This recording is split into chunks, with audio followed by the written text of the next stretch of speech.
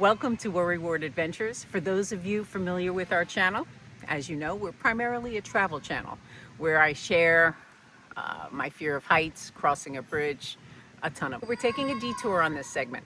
This one is still a WorryWart adventure.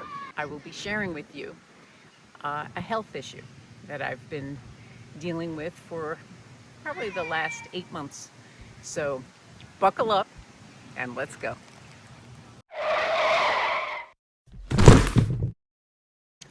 I've been diagnosed with membranous nephropathy, which is a kidney disease.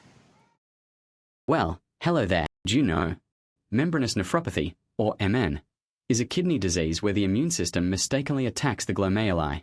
That's the fancy name for the little filters inside your kidneys. And when those filters are damaged, well, things just don't work quite right. So I'm also suffering from proteinuria.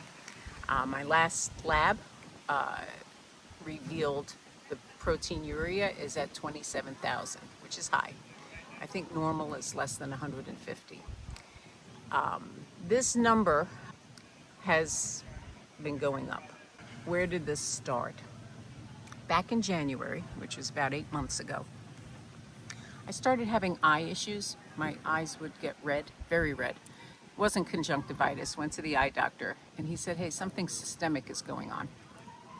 Fast forward 2 months, I began really losing energy, severe exhaustion, to the point where I could hardly make it from the shower to the bed, without drying off. Just severe exhaustion. Also suffered from tachycardia. My heart was racing. I started experiencing pain, abdominal pain, and muscle pain in my shoulder, my arm, to the point I really couldn't sleep. So I was declining. For those of you who know me, I don't like needles. I don't go to the doctor much. So, should we start again? We're back. We moved. It was a little too noisy in the other area at the park. So we took a walk over to a little quieter area. Hope you're still able to see the water behind us. Anyway, just that short walk got my tachycardia up to 146. Share that with you. I don't know why the 40 is there, but anyway, Linda, where did I leave off? Just how much you love needles. Oh, so for those of you who know me, I don't like needles. And I'm like, oh, mamacita. Oh, come on, it wasn't that bad. She didn't even do it yet. I think she did. Okay. Are we done? Done. Hang on to that. At all. I don't like testing. I don't like IVs. Anyway, I've gotten better at it, I'm happy to say. So one day I was laying there thinking, I need to get to the hospital. So we went to the hospital, the ER visit. They found a few things wrong. Some crystals in the lungs, some, what was that, Pleural effusion. Pleural effusion, a lot of inflammation, because I had a lot of abdominal pain. I thought it was my gallbladder, but it wasn't. I had muscle pain. So they gave me an antibiotic. Didn't really get any improvement from that. 2 weeks later, I was hospitalized. More tests, tons of tests. That's when we discovered the proteinuria. And then started seeing a nephrologist. And eventually had a kidney biopsy. The kidney biopsy revealed membranous nephropathy, which is when the structures in the kidney, called glomeruli, are not keeping the protein. It's kind of letting the protein dump into your urine. So that leads to exhaustion, as you can imagine. Also, my hair is thinning pretty considerably. Now, the good news is I'm not in pain, but I get tired a lot. And there was improvement. My journey was this. The recommendation was Rituximab. And because the odds of spontaneous remission is 1 in 3.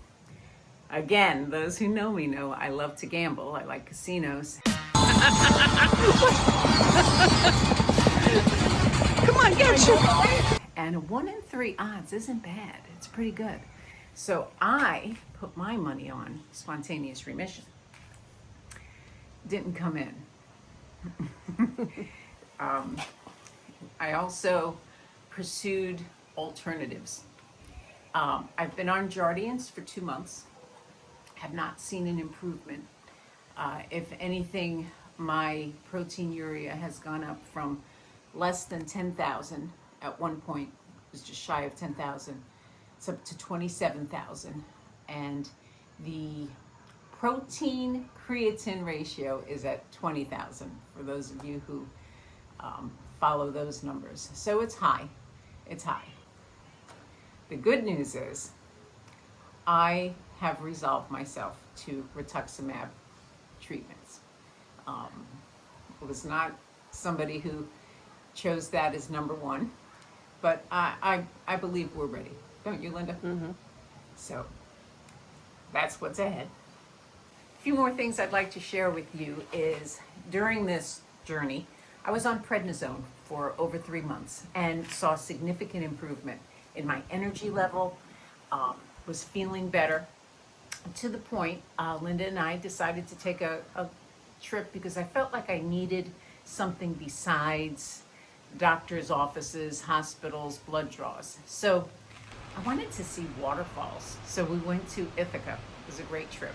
However, an hour and a half into the trip, we stopped at a rest stop and I experienced almost blindness in my left eye. It was a pixelated experience, which lasted a good 5-6 minutes. During that period, it came back at the next rest stop. Could not see in my left eye. And it happened, it was only a 4-day trip to Ithaca. We really wanted to just see some waterfalls. During that time, I had whiteouts, not blackouts, but whiteouts, where it's almost like a snowstorm, like I couldn't see in my left eye again.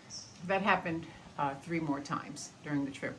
Got back to home and went to an eye doctor and was diagnosed with ocular migraines.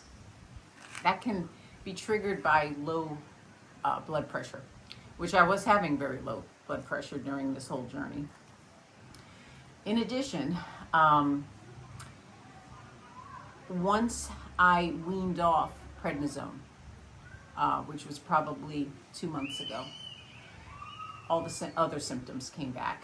The tachycardia, the extreme exhaustion.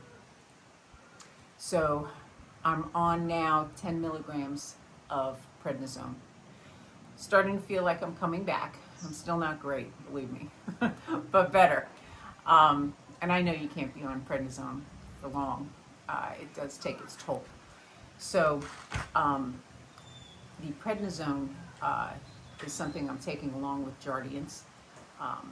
I will be increasing to 25 milligrams next week of Jardiance.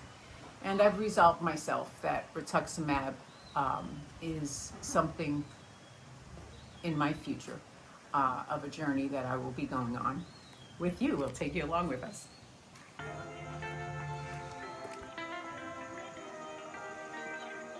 I always like to make sure there's no bugs on it.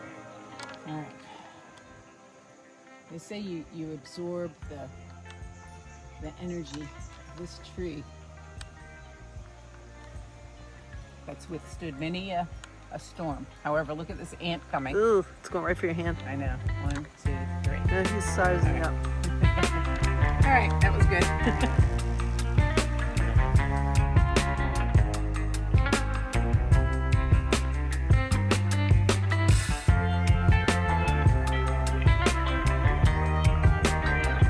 Irene, what have you learned from this experience? Well, I've learned what glomeruli is. But I mean, on a higher level, what have you learned? On a higher level, if I were to give advice, this is what I've learned. we moved 4 years ago.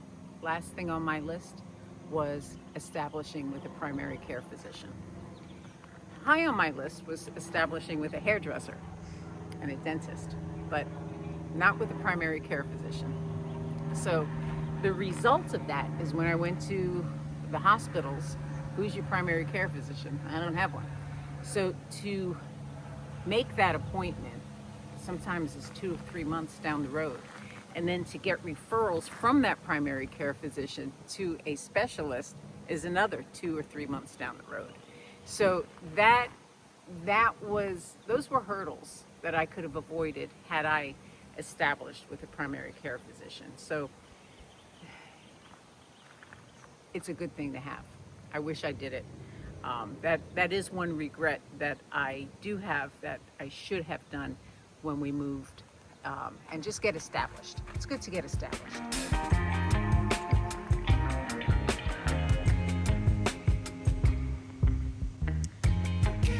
But it's also good to have an appointment with your hairdresser.